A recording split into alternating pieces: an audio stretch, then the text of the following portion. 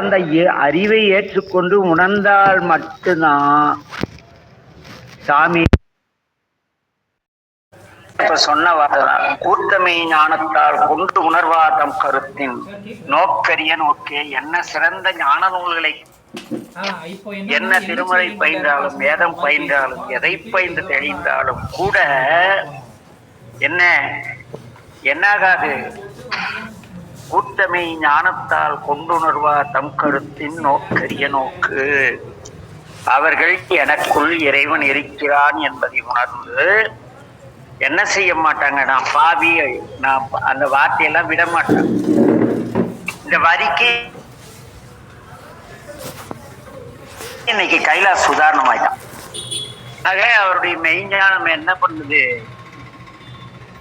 இறைவனை காட்டாமல் தடுக்கிறது. நோக்கரிய நோக்கே. கூட்டமை ஞானத்தால் கொண்டு உணர்வார் தம் கருத்தின் நோக்கரிய நோக்கே. சிறந்த மெய்ஞான நூல்களை கற்று அவற்றின் பொருள் உணர்ந்து அவற்றின் பொருளை சிந்தித்து, ஆனால் இந்த மெய்நூல்கள் எல்லாம் கூறியபடி இறைவன் எனக்குள் இருக்கிறான் என்று உணராமல் இருப்பவருக்கு அவர் என்னவா இருக்காரு? நோக்கரிய நோக்கே. அவர்களால் அறிய முடியாதவனாக இருக்கிறார். அறிய முடிஞ்ச பாவிங்கிற வார்த்தையெல்லாம் வராது. அது மட்டுமல்ல, நுணுக்கரிய நுண்ணுணர்வே. அவர்கள் எவ்வளவு தேடி திரிந்தாலும், பல பிறவிகள் எடுத்தாலும் என்ன பண்ணும்? இறைவனை பற்றிய அந்த நுண்மையான சிறந்த அறிவு உண்டாகாது. இன்னைக்கு சாமி சத்தம் போட வச்சதுக்கு இதுக்கு ஒரு வாழ்வியல், நேற்று என்னுடைய வாழ்க்கை காட்டினா இன்னைக்கு ஒரு வாழ்வியல் காட்டணும் இல்லை? அதனால கூட்டமை ஞானத்தால் கொண்டு உணர்வார். போய் பார்த்து உணர்ந்து, ஆகா என் பொருட்டு நம் பெருமான் அருள் செய்கிறார் என்றெல்லாம் தெளிவாகி, ஐயா நான் பெற்ற தெளிவை எல்லாரும் பெற வேண்டும் என்று அப்படியே அளப்பரும் சிலாகித்து பேசி, என்ன தினம் மந்திரமாவது படிச்சு, பாவம் மறுப்பது நீர், பராவணமாவது நீர் படிச்சு திருநீர் வச்சுட்டு நான் பாவிங்கிற எண்ணம் மாதிரிதான் நுணுக்கரிய நுண்ணுணர்வு. கண்டுபிடிக்க முடியாது. அவ்வையின் ஒழித்தோம். என்ன? உத்தமை ஞானத்தால் கொண்டு உணர்ந்தால் மட்டுமே இறைவன் தெரிவார். ஆனால் அந்த கருத்தினை படித்துவிட்டு உணராமல் இருந்தால் அவர்களால் இறைவனை அடைய முடியாது. நோக்கரிய நோக்கே, நுணுக்கரிய நுண்ணுணர்வே. என்ன? ஆக கற்றல் சிறப்பன்று, கேட்டல் சிறப்பன்று. உணரணும். உணர்த்தில் உணர்வேன் உணர்த்தாயல் அப்படிம்பார். ஆக கூட்ட மெய் அறிவுடையார் இறைவனோடு ஒன்றாய் நிற்க பெற்றாலும் தாம் செய்தனவெல்லாம் அவன் செயல் வழியே நடைபெறுகிறது என்று உணராமல் அவனை வேறாக பிரித்து தன்னை பாவியாக எவனொருவன் காட்டு கொள்கிறானோ அவர்களுக்கு உணர்விலே அவர் வெளிப்பட மாட்டார். இது ஐயா ஆடுரையா எனக்கு கொடுத்த உரையிலிருந்து எழுதி வச்சிருக்கேன் நோட்ல. கூட்டமை ஞானத்தால் கொண்டுருவார் தம் கருத்தின் நோக்கரிய நோக்கே. என்ன? மெய்யறிவுடையார்க்கும் இறைவன் அறியப்படானா என்று கேட்டால் அவன் உளன் என்று எவ்வாறு உணர முடியும் என்று கேட்டால், கூட்ட மெய் அறிவுடையார் இறைவனோடு ஒன்றாக நிற்க பெறுவார்கள். தம் செயலெல்லாம் அவன் செயல்வழியே என்று அவன் செயல்வழியே நடைபெறுகிறது என்று உணர்ந்து தான் இறைவனின் பிள்ளை என்பதிலே தெளிவாக இருந்தால் அவரால் உணர முடியும். அதை ஒழித்து நான் ஞான நூலை கற்று மெய்வழி இறைவன் இதயத்தில் இருக்கிறான் என்பதை தெளிவாக உணர்ந்தும் தான் தன் செயல் வேறு இறைவன் செயல் வேறு என்று எவனொருவன் தன்னை சிறுமைப்படுத்திக் கொள்கிறானோ அப்படிப்பட்ட திருவேடம் தாங்கிய யாராலும் அறிய முடியாதவராக, நோக்கரிய பார்க்க முடியாதவராக இருக்கின்றார், உணர முடியாதவராக இருக்கின்றார். ஏன் அப்படி இருக்குன்னா, அவர் போக்கும் வரவும் புணர்விடா புண்ணியன். அவருக்கு எங்கேயும் போக்கிடமும் கிடையாது, நமக்குள்ளதான் இருந்து தொலைச்சாகணும். ஏன்னா மாயை, உடல் மாயை, உடலுக்குள் உயிர், உயிருக்குள் இறை. இந்த உயிரையும் உடலையும் விட்டு எங்க போனாலும் அவர் டம்மி, அவரால் ஒன்றும் செய்ய முடியாது. நம்மாலும் ஒன்றும் செய்ய முடியாது, மாயாலும் ஒன்றும் செய்ய முடியாது. ஆக போக்கும், அவர் வேக போக்கிடம் கிடையாது. நம்ம கூடவே இருந்து நம்ம பாவின்னா அவரும் என்னடா இந்த பையன் என்ன பாவிங்கிறானேன்னு வருத்தப்பட்டு உட்கார்ந்துட்டு இருப்பார்.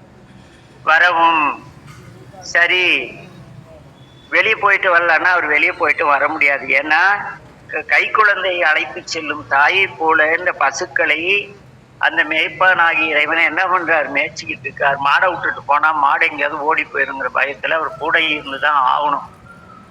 அதனால அவர் போகவும் முடியாது, வரவும் முடியாது. புனருமிழா புண்ணியனே. ஒருவேளை இது கூட கலந்து அவர் என்ன பண்றாரு, ஆன்மாவை போல, ஆன்மா நினைப்பது போல நான் பாவி என்று இறைவன் நினைத்து கொண்டிருக்கிறாரா என்றால் கண்டிப்பாக இல்லை. ஏனெனில் அவர் தெளிவாக இருக்கிறார், நான் புண்ணியன், இந்த ஆன்மாக்களை கரை சேர்த்து வந்த புண்ணியமுடையவன் நான் என்ற உணர்வு இறைவன் நமக்குள் இருக்கும் இறைவனுக்கு இருக்கிறது. ஆனால் நமக்கு இருக்கிறத நம்ம எல்லாரும் சொல்லுவோம் ஆய்வினா, என்ன பாவம் செஞ்சணும், என் தலைவிதி, எதுக்கு திருநீர் வைக்கணும்? ஆக அங்க வந்து திருநீர் அணிஞ்சிட்டு மந்திரமா அது படிச்சுட்டா, சும்மா போய் துளியுண்டு ஒயின் சாப்பிட்டு ஒரு அப்பம் சாப்பிட்டா நான் பாவியில நான் கர்த்தரால் மீட்கப்பட்டேன்னு எவ்வளவு கம்பீரமா கிறிஸ்தவ சகோதரர்கள் தெரியுறாங்க. இத்தனை ஞான நூல்களை வைத்துக் கொண்டு இவ்வளவு அருளாளர்கள் வாழ்க்கை வந்து அவங்க வாழ்க்கையில இருக்கிற அவங்க சொன்ன ஒருவரையை மட்டும் எடுத்துக்கிறது, யான் பாவியேன் அப்படி. அதுக்கு எவ்வளவு பாடி இருக்காரு. உயர்ந்த கருத்துக்கள் திருவாசகத்துல எவ்வளவு இருக்கு, அதை எடுத்து பேச வேண்டிதானே, அதை சொல்லிக்க வேண்டிதானே. அதுல இருக்கிற நாய், மாணிக்கவாசரே நாய்ன்னு சொல்லிட்டாரு, எனவே நாய். மாணிக்கவாசர் எல்லாத்தையும் விட்டுட்டு ஓடினாரு, இறைவனை தேடி தெரு தெருவா ஊர் ஊரா அலைஞ்சாரு. என்ன இது கடிசோறு கட்டிட்டு சிதம்பரத்துக்கு போனாரு, இல்ல சிதம்பரத்துல சாப்பாடு அதெல்லாம் கிடையாது. ஞானிகளோடு ஒப்பிடும் பொழுது ஞானிகளைப் போல ஞானிகள் நமக்கு வழிகாட்ட வந்தவர்கள், நமக்காக பாடியவர்கள். இந்த ஆன்மாக்கெல்லாம் வருங்காலத்தில் வந்து இறைவனை போற்ற தெரியாமல் புகழ தெரியாமல் போய் உட்கார்ந்துட்டு பொண்ணும் பொருளும் வேண்டி பதிகம் பாட போகின்றன. இந்த ஆன்மாக்கள் கடை தேர வேண்டுமானால் இறைவனை போற்ற வேண்டும், புகழ வேண்டும், அவர் திருவடியை சரணடைய வேண்டும், தன்னை உணர வேண்டும். தன்னை உணர்ந்தால் மட்டுமே இறைவனை அடைய முடியும் என்பதற்காக இழுத்து போட்டுட்டு இறைவனை போல கஷ்டப்பட்டவங்க அந்த சான்றோர்கள். என்ன அதனால என்ன உயர்வானது என்ன வேண்டும், உயர்வான கருத்துக்கள் எவ்வளவு இருக்குல்ல திருவாசத்துல. அதையெல்லாம் விட்டுட்டு சும்மா மாணிக்க வாசகரே பாவின்னுட்டாரு, அவர் ஜோதியானாரு, சிதம்பரம் போய் திருவாசகம் எழுதினாரு, நம்மளும் எழுத வேண்டியதானே. அப்படி நினைச்சா அது மேல்நிலை. நானும் மணிவாசகரை போல ஒரு பாடலாவது இயற்றுவேன் இறைவா, மணிவாசகரை போல காலத்தால் அழியாத ஒரே பாடல் எனக்கு அருளினால் எப்படி இருக்கும்னு அந்த வேட்கை இருந்தா பரவாயில்ல. மாணிக்கவாச திருவாசகம் எழுதினாரு, நான் வெறுவாசகமான எழுதுற உணர்வு இருந்தா பரவாயில்ல. மாணிக்கவாசன் நான் ஒருத்தன், இந்த பெருமாள்னு ஒருத்தன் ராசிபுரத்தில் இருக்கான், என் அன்புக்குரிய, என்கிட்ட நல்ல திட்டு வாங்கி அடி வாங்கினவன். அவன் ஒரு நாள் வந்தான், ஐயா நாய் அடிக்கன்னு பலாருன்னு அடிச்சேன். ஏங்க ஐயா அடிச்சிங்க? ஐயா கண்ணே, நீ சொன்னது நாய் வந்திருக்கு அடின்னு சொன்ன மாதிரி இருந்து உன்னை பார்த்தா நாயாட்டம் தெரிஞ்சுதான் அடிச்சேன். அப்புறம் சொன்னா, இல்லைங்க திருவாசத்துல 48 இடங்கள் 68 இடங்களில் 48 இடங்களில் நாய் என்று. அப்படியா, சரி, தொழிலெல்லாம் விட்டுரு, பொண்டாட்டி பிள்ளையெல்லாம் விட்டுரு ஓடி போடுறாங்க. இன்னைக்கு வரைக்கும் ஓடலை, பொறுப்பா குடும்பம் நடத்திட்டு சம்பாரிச்சு காசிபுரத்துல ஒரு பெரும் விழா எடுத்துட்டு இருக்கான். அங்க என்னன்னா சரியா உணர்த்தணும். ஆக கூத்தமை ஞானத்தால் கொண்டுணர்வார் தம் கருத்தின் நோக்கரிய நோக்கே நுணுக்கரிய நுண்ணுணர்வே போக்கும் மரவும் புணருமிழா புண்ணியனை காக்கும் எம் காவலர். எவ்வாறு தன் தாய் தகப்பன் தன்னை காப்பாற்றுகிறார்கள் என்று நம்பி குழந்தை ஜாலியாக யதார்த்தமாக அப்பா அம்மா கொடுத்து சாப்பிட்டு, அதுக்கு எது கொடுத்தாலும் சாப்பிடும். அதுபோல இறைவன் எதை கொடுத்தாலும் ஏற்றுக்கொண்டு மகிழ்வோடு திரியிறம் இல்ல, அந்த நம்பிக்கை அவர் காக்கும். என்னை காக்க இறைவன் இருக்கின்றார். அந்த இறைவன் என் காவலன் எப்படிப்பட்டவன்? யாராலும் காண முடியாத அளவு பிரம்மாண்டமான அன்பு பேரொளி, அறிவு பேரொளியானவன் அவர். அது மட்டுமல்ல, ஆற்று இன்ப வெள்ளம். அது ஏன் ஆறு? கடல் இன்ப வெள்ளமேங்க. கடல் நீர் உப்பு இருக்கும், குதிச்சா நம்ம கொண்டு போயிடும், குளிக்கவும் முடியாது, உடம்பெல்லாம் பிப்பு எடுத்துக்கும். ஆனா ஆற்று நீரில் குளித்தால் உடல் குளிர்ச்சி அடையும், உடம்புல இருக்க அழுக்கு போகும். அதுபோல இந்த சிவநதியிலே நாம் குளித்து விட்டால் நம்முடைய துன்பமெல்லாம் போய்விடும், இன்பம் கிடைக்கும். அதனாலதான் ஆற்று இன்ப வெள்ளமே. ஆரை போன்ற என் உடலை தூய்மைப்படுத்தி, என் உடலை தூய்மைப்படுத்தி எவ்வாறு ஆற்று நீர் என்னை சுத்தப்படுத்துகிறது, அதுபோல இறைவா நான் உன்னில் மூழ்கிவிட்டு என்னுடைய திருமுறளை படிக்கிறேன், திருவாசகம், தேவாரம் எல்லாம் படிக்கிறேன். இங்க ஆற்று இன்பம், இறைவன் ஆறுனா அதுல இருக்கிற இன்ப வெள்ளம், திருமுறைகள், இங்க இருக்கிற ஞான கருத்துக்கள், இங்க இருக்கிற மந்திரங்கள் எல்லாமே அந்த நதி நீர்கள். இதில் நீராடும் பொழுது நாம் அடைகிற தெளிவுதான் இன்பம். ஆக ஆற்றின்ப வெள்ளமே. அத்தா என் தந்தையே, இறைவனே தந்தையா இருக்கான்னு மணிவாசர் சொன்னதை ஏத்துட்டு எல்லாரும் மணிவாசர் இறைவனை அப்பான் இருக்காரு, நம்மளும் அப்பான்னு சொல்லணும் தான் பரவாயில்ல. ஆகவே அன்பு கூர்ந்து நீங்கள் இது நாள் வரை எப்படி இருந்தீர்களோ, ஏனோ திருவாசம் படிக்கணும்னு அத்தா அப்படிங்கிறோம்ல, அது இறைவனின் தந்தை என்று உணர்ந்து சொன்னா இந்த வார்த்தையெல்லாம் வரவே வராது. கைலாசு ஏதாவது போட்டிருக்காரு மணிவாசு, அத்தா மிக்கா இந்த தோற்ற சுடரொலியா, ரைட்டு, வேகமா நோக்கரிய நோக்கேன் நுணுக்கரிய நுண்ணறவை போக்கும் மரபு குணலா புண்ணியனை காக்கும் காவலனை காண்பரிய வேருளி ஆற்றின் வெள்ளமே எத்தா மிக்கா இந்த தோற்றச்சுட சொல்லாத மாற்றமும் இயகத்தின் வேறே வந்தறிவோம் தேட்டனை எதிர்த்து தெளிவேன் சிந்தை உற்றான உண்ணாரம் உடையானை வேற்று அறவிடப்படும் கிடப்ப ஆற்றையனை மையாரனே என்று போட்டி பல்நிறந்து பொய்கெட்டு மெய்யானார் மீட்டிங்கு வந்து வினைப்பிரிவு சாராமை கள்ளப்புல குறும்பை கட்டளிக்க வெள்ளாமை நல்லில் நட்டம் பயின்றாடும் நாதனை தெல்லில் கூத்தனை தென்பாண்டி நாட்டானே அழல் பிரிவி அறுப்பானே ஓ என்று சொல்ல பெரியானை சொல்லி திருவடி கீழ் சொல்லிய பாட்டின் பலன் சொல்வார் செல்வ சிவருக்குமார் சிவனடி கீழ் பல்லோரும் ஏத்த பணிந்து தென்னாடு சிவனை போற்றி என்ன அர்த்தவர்க்கும் நிறைவா போற்றி தளம் போடுறதும்னா அவ்வளவுதான். மூட்டை கட்டி புத்தகத்தை மூடி வச்சுட்டு ஓடுனா ஒன்னும் வராது.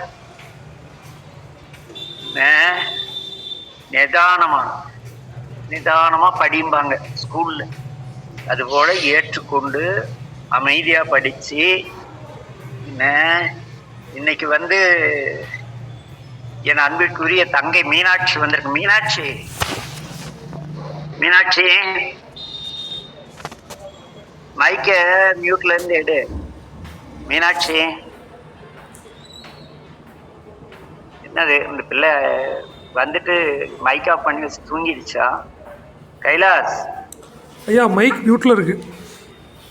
மீனாட்சி நமச்ச என்னமோ சிவபுராணம் படிச்சா பாவி ஆயிடுவாங்களா? அப்படியெல்லாம் இல்லைங்கண்ணா, மீட் எடுத்திருக்கிறாருங்கண்ணா. சொல்லுங்கன்னு என்னைக்காவது நீங்க யாராவது உங்களை பாவின்னு சொல்லிட்டு இருந்திருக்கீங்களா இன்னைக்கு வரைக்கும்? இல்லைங்கண்ணா, புண்ணியம் செஞ்சங்காட்டிதான் இப்ப நாங்க இத்தனை வருஷம் கழிச்சு 27 வருஷம் கழிச்சு உங்களை சந்திச்சிருக்கிறோம். அப்ப அன்னைக்கு இன்னைக்கு எவ்வளவு வாழ்வியல் சின்ன வயசுலயே எங்களுக்கு கிடைச்சதே மிகப்பெரிய பாக்கியம் இல்லைங்கண்ணா. அந்த வயசுல உங்களை பார்த்ததே எப்படி பாவியாக முடியுங்கண்ணா சொல்லுங்க. என்ன பார்த்து பேசி இத்தனை வகுப்பு கேட்டு ஒரு பையன் தன்னை பாவின்னு சொல்லிட்டு இருக்கான். மீனாட்சி கரெக்டா? மீனாட்சி நீ வரக்கன்னு இன்னைக்குன்னு வகுப்புக்கு நைட்டு சென்னை கிளம்புறேங்கண்ணா, சொல்லலான்ட்டு தான் நான் உங்களுக்கு டக்குன்னு லைனுக்கு வந்துட்டேங்கண்ணா. எத்தனை மணிக்கு பஸ்? 10:30க்குங்கண்ணா. அதனால கவுந்தப்பாடியிலேயே ஏறிக்குவேங்கண்ணா. அங்க திருவாரூர் போயிருங்க. ரெடி ஆயிட்டு இருக்கேன். சரி உங்ககிட்ட சொல்லிடலாம் அப்படின்ட்டு தான் பண்ணாங்க. இல்ல, இறைவன் வந்து அன்னைக்கு அந்த நம்ம கடைசியா பார்த்த நாளையும் மறுபடியும் சந்திச்ச நாளை மட்டும் ஒரு 2 வரியில சொல்லிட்டு நீ கிளம்பிக்க. அன்னைக்கு இருந்த வாழ்வியல் சூழல், இன்னைக்கு இருந்த வாழ்வியல் சூழல். அண்ணா அன்னைக்கு இருந்த சூழல் வந்து சாப்பாடு பாக்குறதே பெரிய விஷயமா இருந்துச்சு. உங்களுக்கு எங்கனால கோதுமை ரவை தான் செய்ய முடிஞ்சது. இன்னைக்கு இப்ப நான் எல்லா காய்கறிகளும் போட்டு பிரியாணியே செஞ்சு படைச்சிட்டேன். போட்டேன்னு சொல்ல முடியாது, படைச்சேன், அமுது படைத்தேன். அந்த அளவுக்கு உயர்வான இடத்துல வச்சிருக்காரு. எல்லாருக்கும் எங்க வீட்டுல கல்வி செல்வம் போதும் எங்களுக்கு சாட்டிஸ்ஃபை ஆகுற அளவுக்கு கொடுத்துட்டாருங்கண்ணா. பொருட்செல்வமும் கொடுத்துட்டாரு, புகழும் கொடுத்துட்டாரு, மன நிறைவான வாழ்க்கையை கொடுத்துருக்காருங்கண்ணா. அன்பான கணவர், எல்லாத்துக்குமே திருப்தியா இருக்குங்கண்ணா. அதனால கைலாஸ் இனிமே யாராவது பாவிது சொல்லுங்க. யாரும் சொல்லக்கூடாதுங்கண்ணா, நானே சொல்றேன் இந்த மீட்டிங்ல. கைலாஸ் ஐயா நமச்சிவாய வாழ்க ஐயா. அண்ணா எங்க வீட்டை ஒரு போட்டோ எடுத்து அதுல போட்டு விட்டீங்கன்னா தாங்கண்ணா அவங்களுக்கு தெரியும். நெக்ஸ்ட் டைம் வரும்போது நாங்க எந்த வீட்டுல இருந்தோம் அப்படிங்கறத ஒரு போட்டோ எடுத்து போட்டாதான் அதனோட அந்த வறுமையோட சூழல் புரியுங்கண்ணா உங்களுக்கு. அந்த சிவபுராணம் படிச்சதுனால எவ்வளவு உயர்ந்தோங்கிறதும் தெரியும். உங்களோட இணைஞ்சு பயணிச்சோங்கண்ணா, அதனால அந்த சிவபுராணம்னா எனக்கு என்னன்னே தெரியாது. மேட்டூர் அண்ணா சிவனெல்லாம் அப்புறம் தான் தெரியுங்கண்ணா. நீங்க வந்துதான் அவரையே அறிமுகப்படுத்துனீங்க. அப்ப என்னன்னா உணர்ந்தாள். ஆமாங்கண்ணா. அருள்வார். கண்டிப்பாங்க. உணர்ந்தால் கூடவே பயணிப்பாருங்கண்ணா. பயணிப்பார். பத்தியா கேட்டியா? கேக்குறேன். மீனாட்சி வந்திருக்கான். சொல்லுங்க. இவ்வளவு வருஷம் கழிச்சு நாங்க உங்களை சந்திச்சதுக்கு எவ்வளவு பிராப்தம் பண்ணி இருக்கணும். தேடிக்கிட்டே இருந்தோங்கண்ணா, சிவபெருமான தேடுற மாதிரி. ஒரு கட்டத்துல எங்க இருப்பாருன்னே தெரியலையே அப்படிங்கிற ஒரு கவலை இருந்துச்சு. ஆனா அக்கா வாரம் சாட்டர்டே கோயிலுக்கு போவாங்கண்ணா. இந்த வாரம் நானும் வரேன், சென்னையில இருந்து வந்ததுனால அப்படின்னு சொல்லிட்டு நானும் போனேன். திட்டிட்டு தான் வந்தாங்கண்ணா. அவரு திட்டுனாதான் என்ன கேக்குறாரு, உங்களை வர வச்சுட்டாரு. அதான் இன்னைக்கு நான் கைலாஸ் திட்டேன். கண்டிப்பா ஒர்க் அவுட் ஆயிருக்கு. இல்ல திட்டிருந்தும் அம்மாவை மீனாட்சி அனுப்பி கைலாஸ்க்கு தெம்பு கொடுக்கிறாரு. ஏன்னா அவருடைய குரு குருஞான சம்பந்தர், இறைவன் சொக்கநாதன், தர்மபுரம். எங்களுக்கு அந்த 5 பேர் 6 பேர் திடீர்னு வீட்டுக்கு வந்துட்டாங்க. அம்மா சாப்பாடு போடணும்னு ஓடி போய் சொல்றேன். அம்மாவும் சடனா எதுவும் சொல்ல முடியல, ரவை வாங்கி கிளறிடுறேன். நாங்க அவ்வளவுதான், மறுபடியும் ரிட்டர்ன் வந்து உங்களை எல்லாத்தையும் அழைச்சிட்டு வீட்டுக்கு போறேன். அவ்வளவுதான். எப்படி மீனாட்சி அம்மா நமச்சிவாய வாழ்கம்மா. நமச்சிவாய வாழ்க. அம்மா எதனாலைக்குமா உங்களுக்கு சொக்கரை மேட்டூர் அண்ணா மேல இப்படி ஒரு பிரியம், என்ன காரணங்கம்மா? அதாவது பிடிக்குங்கிறதுக்கு காரணமே இல்லைங்க, அலாதி பிரியம். எவ்வளவு ஒரு அன்பு எங்களுக்கு. அன்புதான் சிவம் சொல்லிட்டாரு இல்லைங்க, அவ்வளவு அன்பு. சரிங்க. இதை விட வேடிக்கை தெரியுமா, மீனாட்சி தெரிஞ்சதே நான் சொல்லி கொடுத்தேன் 21 தேவாரம் மட்டும்தான். அதுவும் புக்கு இல்லாம நிறைய சொல்லி கொடுத்தாரு. அப்புறம் புக்கு கொடுத்து சொல்லி கொடுத்தாரு. சொல்லுங்க பாப்போம். 21 தான் சொன்ன மாதிரி. தம்பி 17 தெரியும், எனக்கு 21 தெரியும். ஓ சரிங்க. எவ்வளவு உயர்ந்து தெரியுமா அண்ணா? அந்த பதிகெல்லாம் படிச்சுதான் இவ்வளவு ஒரு என்ன சொல்றது, பிஹெச்டி லெவலுக்கு ஒரு உயர்வான கல்வியை கொடுத்திருக்கிறாரு. அந்த வறுமையை ஒழிச்சிருக்கிறாரு. யாருமே அப்படி பண்ண முடியாதுங்கண்ணா. இப்ப மறுபடியும் நாங்க உங்களை பார்த்தது சிவபெருமானையே பாக்குற மாதிரி இருக்கு எங்களுக்கு. தேடிட்டே இருந்தல்லங்கண்ணா, தேடிட்டே இருந்து கிடைச்சிட்டீங்க.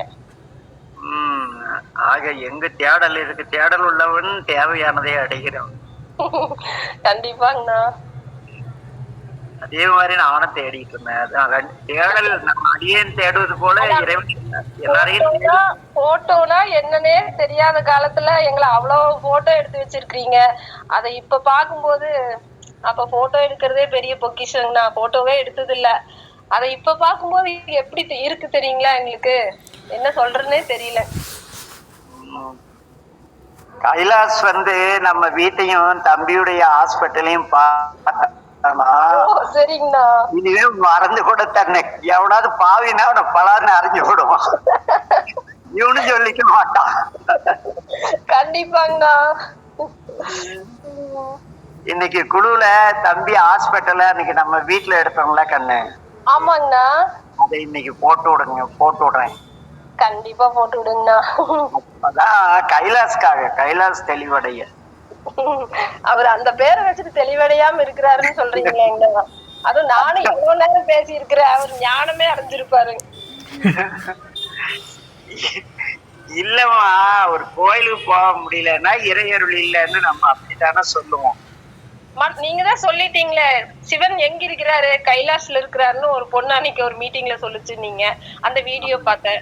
இப்ப நான் எங்க இருக்காரு, நம்ம மனசுலதான் இருக்கிறாரு. ஏன்னா நம்ம எண்ணங்கள்லாம் நிறைவேற்றாரு இல்ல கண்ணு. ஆமாங்கண்ணா, கண்டிப்பாங்கண்ணா. அண்ணா சொல்லு கண்ணு, பஸ்ஸுக்கு நேரம் ஆகுதா? ஆமாங்கண்ணா, நான் கொஞ்சம் எல்லாம் பேக் பண்ணிட்டேன். பண்ணாத இருக்கியா? பேக் பண்ணிட்டேங்கண்ணா. ட்ரெஸ் தான் எடுத்து வச்சுட்டேங்கண்ணா, வேற எல்லாம் எடுக்கல. கொஞ்சம் அக்கா மிளகா அப்படி எல்லாம் அரைச்சு கொடுத்தாங்க குழம்புக்கு. ஆமா ஆமா, அதான் உனக்கு சமைக்க தெரியாதே? அவருதான் நல்லா சமைக்கிறாரு. என்ன அதெல்லாம் கொஞ்சம் மிக்சிங் பண்றதுக்கு பக்கத்துல இருக்கணும் இல்லங்கண்ணா. சரிங்கண்ணா, நமச்சிவாயம். நீங்க வகுப்புக்கு வரணுங்கம்மா, நீங்க நிறைய பேசணுங்கம்மா. கண்டிப்பா வரேங்க, டெய்லி வரணுங்கம்மா. கண்டிப்பா வரேங்க. அவளோடு காத்திருக்கும். நமச்சிவாயம் வாழ்க. உங்ககிட்ட பேசினது ரொம்ப சந்தோஷம். நமச்சிவாயம் வாழ்க. அண்ணா சரி, போயிட்டு வரேங்கண்ணா. நமச்சிவாயம். சிறப்பாக மகிழ்வோடு சென்று 3 பேரா வாங்க திரும்பி வர்றப்ப. சரிங்கண்ணா, சரிங்க. ஒண்ணு இது எடுத்துட்டாவது வாங்க, வயிற்றுலயோ கையிலயோ. சரிங்கண்ணா. இல்ல வயிற்று, அப்புறம் நாங்க வளைகாப்பெல்லாம் பண்ணோம்ல. கண்டிப்பாங்கண்ணா, அப்புறம் அண்ணன் தானே பண்ணுவாங்க. அப்புறம் சரிங்கண்ணா. நமச்சிவாய வாழ்க. நமச்சிவாய வாழ்க. நல்லா. சரிங்கண்ணா, சரிங்க. கைலாஷ் ஐயா, நமச்சிவாய வாழ்கங்க ஐயா. குழுல இருக்கீங்களா, கேட்டுட்டீங்களா ஐயா? ஒரு சின்ன சந்தேகம் ஐயா, நீங்க கோவப்படக்கூடாதுங்க ஐயா. கேட்டேன் ஐயா, ரொம்ப சந்தோஷம் ஐயா. ஐயா, நாங்க எப்பயா உங்களை பாக்குறது? சொக்கரையா, அதெல்லாம் பார்க்க ஒரு சின்ன சந்தேகங்க ஐயா. நீங்க கோவப்படாம நிதானமா பதில் சொல்லுங்க ஐயா. கோவலாம் ஆயாது, எவனா தன்னை பாவி அப்படி சொன்னாதான் ஐயா. அப்ப எனக்குள்ளார சலனம், ஆசை, விருப்பு, வெறுப்பெல்லாம் இருக்குல்லங்க ஐயா. ஆணவம், மாயை, கண்மம் 3 கொண்ட உயிராதானே? ஒண்ணுமே இல்ல. மீனாட்சி இறைவனை நம்ப கூட நீ நம்பினா உனக்கு கூட எல்லாமே இறைவன் இருக்காது. எல்லாருக்கும் எல்லாம் நிறைவா இருக்கு. கைலாஷ் நம்புற மாதிரி நம்பினா இன்னும் பல பிரிவு எடுத்தாலும் முடியாது. சரிங்க, அப்ப நான் எப்பங்க அவரை பாக்குறது? கண் கூட மாணிக்க வாசகர் பார்த்த மாதிரி. அவரெல்லாம் பாக்கனா முதல்ல நீ அவர் நிலையில சொக்கரை பாக்குறதுக்கே எவ்வளோ ரிஸ்க் எடுத்த. அது மாதிரி இது ரிஸ்க் எடுக்க தேவையில்லை. இங்கு நம்ம இல்லங்கள் தோறும் அவர் உனக்குள்ள இருக்காரு. இப்ப அப்பா அம்மா வந்து திருப்பூர்ல இருக்காங்க. நீ திடீர்னு இப்ப நினைச்ச லீவ் போட்டு போக முடியாதுன்னா நீ வெயிட் பண்ற இல்ல. அப்பா அம்மாவும் நீ வர்ற வரைக்கும் காத்திருக்காங்கல்ல. அது போல இறைவனும் கூட இருந்து வழி நடத்தாரு. கண்ணல எல்லாம் இறைவனை கண்டவர் விண்டிலர்.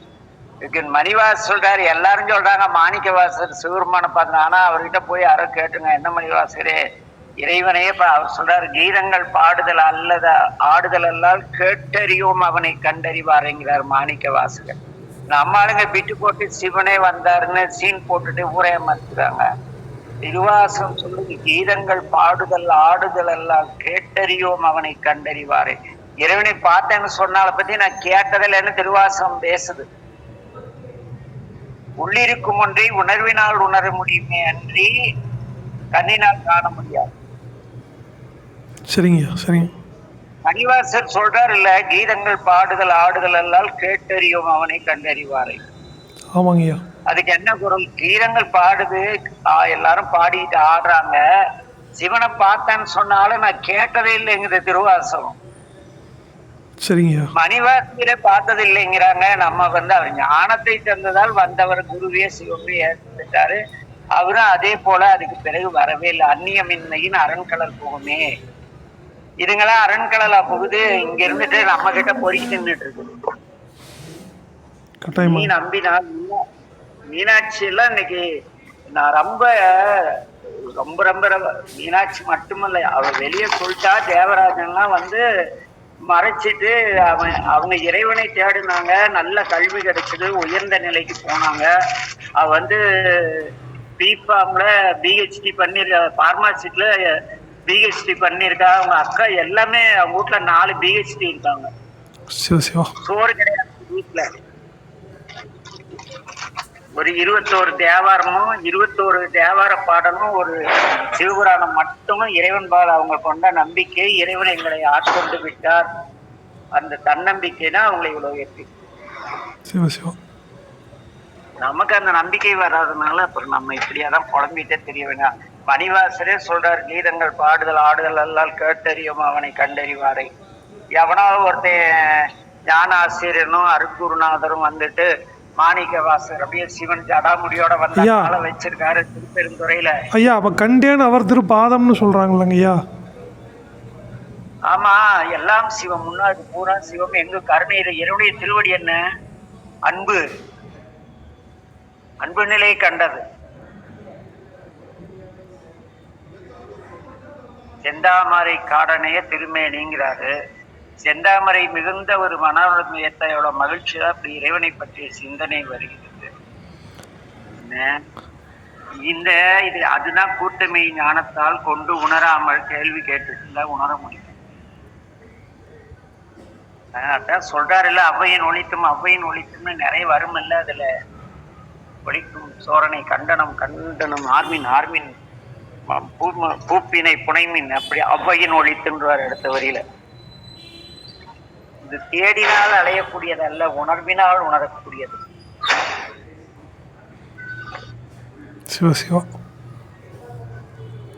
உணவினால் உணர்ந்த மீனாட்சி போன்றவங்களா ஆனந்தமா நல்ல வாழ்க்கை இறைவனை நினைத்து அவங்க 10 பேருக்கு உதவி, அவங்க தம்பி அவங்களுக்கு சோறு கிடையாதுனால அவன் முருகன் தினம் 100 பேருக்கு இலவசமா மத்தியானம் சோறு காலையில டிஃபன் எல்லாம் போட்டுட்டு இருக்கான்.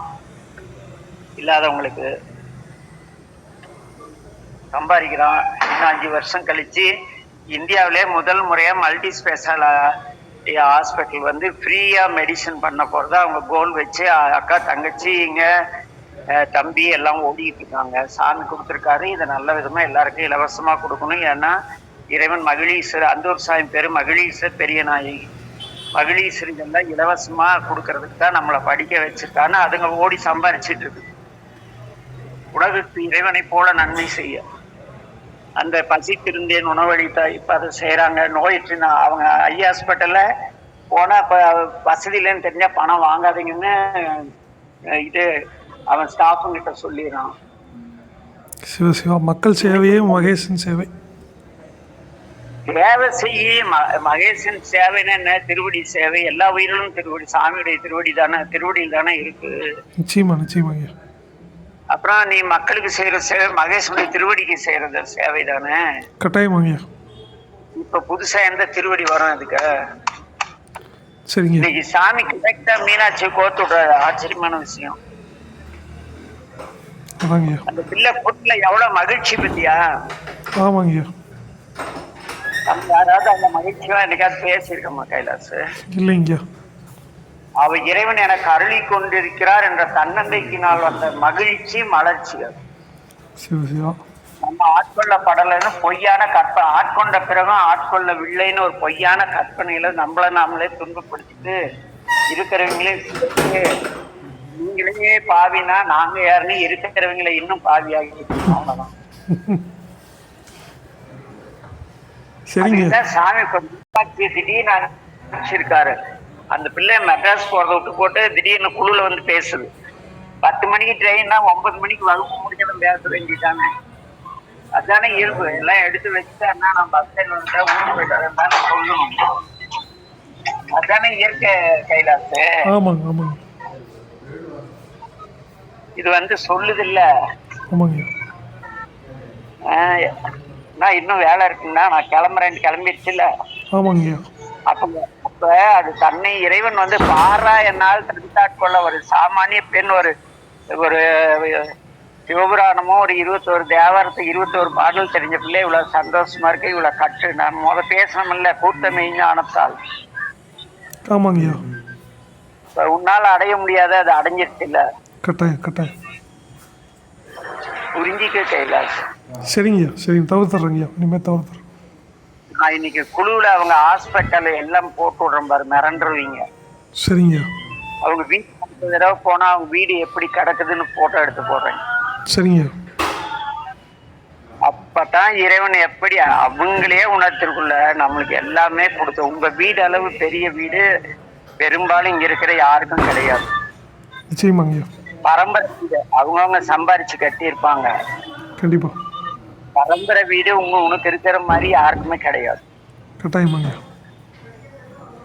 அப்புறம் நீ எவ்வளவு உயரணும்ல ஐயா. மனதால சொல்றேங்க ஐயா, பக்குவத்தினால சொல்றேன்.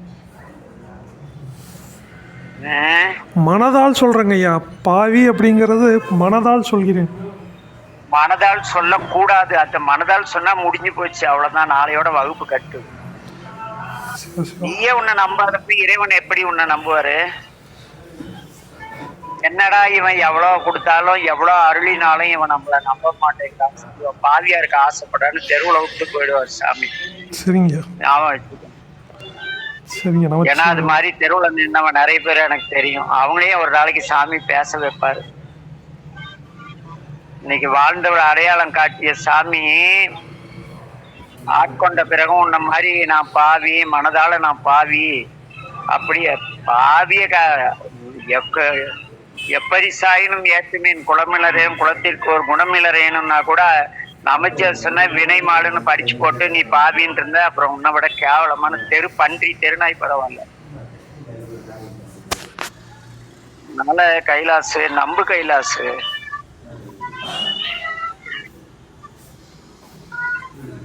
சிவனை கோயிலுக்கு ஒரு வாட்டி கூட்டிட்டு போயிட்டு வந்தா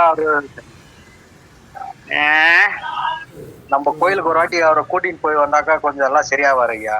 அதெல்லாம் இப்ப நான் பேசின வார்த்தைக்கு சரியாகலன்னா அவன் இந்த பிறவியில சரியாக முடியாது. இப்படியே தேடிட்டு தெரிய வேண்டியதான். இருந்தாலும் அவருக்கு இறைவன் தேடணும். ஒன்னாவது முருகன் பூண்டிநாதர் அருளாவதே வந்து விஸ்வநாதர் அருளில போறாது ஒண்ணும் கிடையாது. அவன் தன்னை நம்பாதவன் தரங்கிட்டு போவான்ங்கிறது ஒரு பழமொழி. அவன் தன்னை நம்ப மாட்டேங்கிறான், தான் ஆட்கொள்ளப்பட்டோம் என்பதை உணராமலே இருக்கான். அதுதான் பிரச்சனை. ஒரு வாட்டி நம்ம கோயிலுக்கு ஒரு வாட்டி கூட்டிட்டு போய் வந்தாக்கா எல்லாம் மாறும் ஐயா. நம்பிக்கை எல்லாம் மாறாதா? இன்னைக்கு நான் பேசின பேச்ச கேட்டு மாறினா எங்க போனாலும் கைலாசால மாற முடியாது.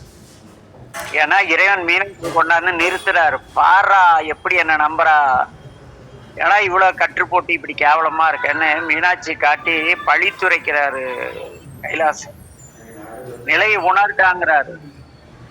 அந்த பிள்ளை வந்துச்சு, சொல்லிடுச்சு, கிளம்பிடுச்சு. இல்ல கட்டாயமா கட்டாயமா அன்னியா இது வரைக்கும் வேற யாராவது நம்ம குழுல இந்த வார்த்தை நான் கூட இப்படி பேசிருக்கேன் இவ்வளவு ஆனந்தமா கிடையாதுங்க.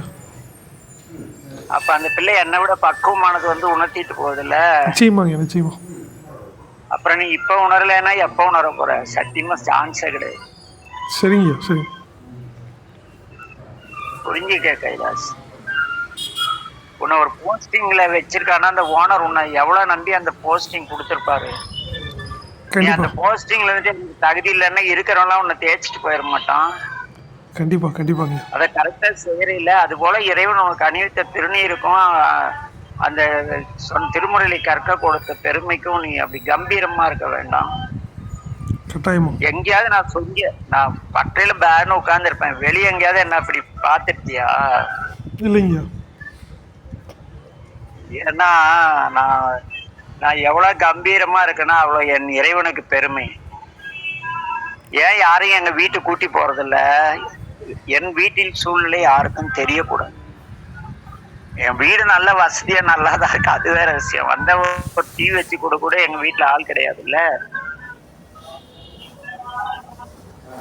யார் வீட்டுக்கு போனாலும் எனக்கு இப்ப நம்ம வீட்டுக்கு வந்து அம்மா டீ வச்சு கொடுக்குறாங்கல்ல.